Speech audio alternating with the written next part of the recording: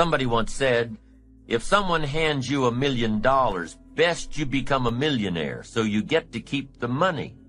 I'm telling you, success doesn't want to hang around an incompetent person. That's the problem with winning the lottery. The lack of self-development to be able to master it and keep it. And now the fortune is bigger than the person, rather than the person being bigger than the fortune. If you're a parent, use that as a challenge to grow personally. Use the challenge of parenting to grow. See what you can become. One ancient writer said this, "Here are some reassuring words. God's arm is not short." Aren't those reassuring words? God's arm is not short. You can't think of anything more pitiful than a God with a short arm. Poor God, his arm's too short. He can't reach all the way. Can't reach out to all of us. This writer said, no, be reassured. God's arm is not short. He can reach all the way, and he can reach everybody. Shouldn't that be said of every father, of every mother? They can reach all of their children. They can reach all the way. They don't lack stories and illustrations. They don't lack wisdom and power. And the only way you can become that kind of parent, the only way you can keep up that process, is by personal development, by becoming better than you are, stronger than you are, wiser than you are, becoming, growing, so that your investment grows. As your children grow, you grow. Your power grows, your influence grows, your wisdom grows, your command of the language grows. You see, that's what's challenging. To be involved in a situation that makes you grow. If that situation is success, keep growing to be bigger than your fortune. If that situation is failure, keep growing until you're bigger than the problem.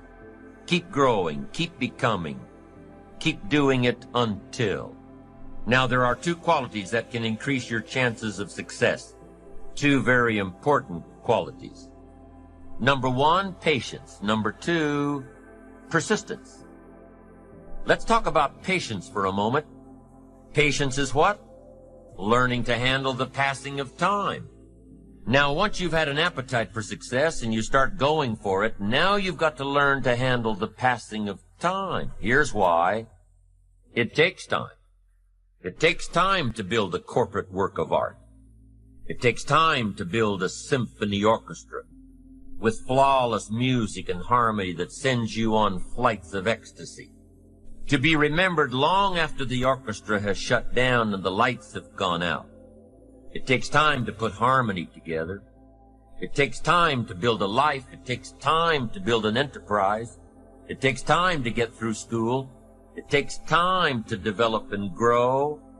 So give your enterprise time. Give your business time. If you're in management, give your people time. If you're a parent, give your kids time. Don't be too short, too quick. Give them time. Now, not forever, but time. It takes time. Here's the ultimate challenge. You've got to have patience with yourself. It takes time to make changes in habit and discipline. It takes time to correct old errors in judgment and to finally give up old blame and pick up new responsibility. I'm telling you, it took me some time. I used to blame the government and blame taxes and blame the company and blame the marketplace. It took me a long time to give that up. That was a pretty comfortable list to explain my empty bank account, pennies in my pocket, nothing in the bank, not doing well, embarrassed by my situation. It took time to give that up and only blame myself. That took a while. So have patience with yourself, number one. And number two, while you're dealing with the passing of time, number two is to keep doing it. Be persistent. Be tenacious. Keep doing it until. As long as you are patient and persistent, it's hard to elude success. As long as you maintain patience and persistence, tenacity, there's only one person, just one person, that will draw the line between success and failure. One person, and that person is you. So be patient. Be persistent. You need both patience and persistence together. And here's why. Lack of patience is probably the worst enemy of ambition. While your ambition keeps growing, keeps moving, keeps looking for new ways to succeed, impatience tends to grow frustrated. Impatience won't allow for persistence. Impatience wants to give up. Impatience calls discouragement failure. But your ambition won't let you give up so easily, not if you're persistent.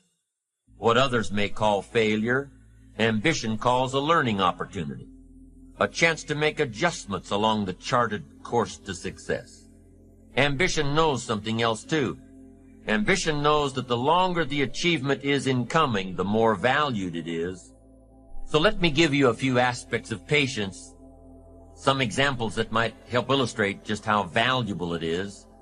There are 6 aspects of patience, and here's number 1. Knowing when an opportunity is right and when more preparation is needed.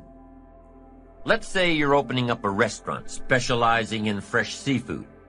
You're all excited to get going, get the money coming in instead of it all going out. You're all excited. So because you're all excited, you want to open early. Your impatience gets the best of you. And so you do, open before your scheduled grand opening. Customers start coming in. They're all excited about this new great restaurant. And everybody wants some fresh seafood. They're all ordering fresh seafood from the menu. But now you panic. You haven't got any. You're not ready. The fresh seafood shipment won't come in for a week. Impatience has just killed the restaurant. Now let's say you've got a great new product that's scheduled to come out on the market in the next several months. Everything's going according to plan, so you start planning your ads, start planning big public relations events. You're so sure that it's going to happen that you set a date. The engineers told you that the product's not ready, but you're sure it will be. You start planning everything, invite lots of people, influential people, buyers of your product. You're so excited that you went ahead without the product actually being done. Come the week of the grand unveiling, the engineers come to you and say it still doesn't work. Your impatience just lost you credibility in the marketplace. That's number 1. Be patient in knowing the difference between when the opportunity is right and when more work needs to be done. Here's number 2. Remain alert, even if opportunity doesn't come right away. Make sure that your patience allows you to keep your eyes open and ready for opportunity. Keep looking. Be patient. Number 3, keep preparing for opportunities, even if there's a delay.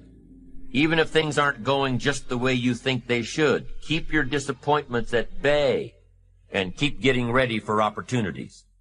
Be prepared. Always be prepared. Don't let impatience allow you to give up. Number 4 in patience. Take the little setbacks in stride. Take the little successes in stride. Don't let small disappointments discourage you. Don't let the little successes delude you. Avoid the emotional roller coaster that will always disrupt your plan. Number 5, if you're waiting on the decisions of others, be patient. You cannot control the decision-making abilities of others. You cannot control their timing. If your project was to come up before the board in one meeting and time ran out, and they moved your project to the top of the agenda for the next meeting, be patient.